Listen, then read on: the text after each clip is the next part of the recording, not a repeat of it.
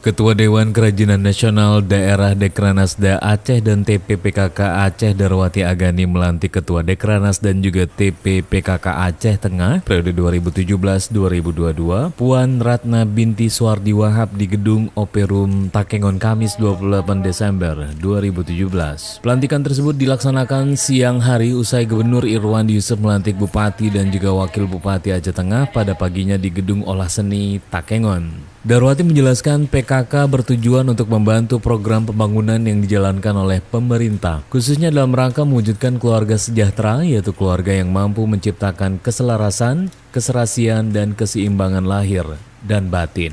Menurut Darwati, keluarga menjadi perhatian utama organisasi ini, sebab keluarga adalah unit terkecil dalam masyarakat yang mempunyai arti besar bagi pembangunan bangsa. Melalui program-program tersebut, PKK diharapkan dapat pula mendorong kesejahteraan keluarga. Selama beberapa tahun terakhir ini, lanjut Darwati, pihaknya menilai kegiatan PKK dan juga Dekranasda Kabupaten Aceh Tengah sudah berjalan sangat baik, terutama jika dilihat dari peningkatan indeks pembangunan manusia di daerah ini.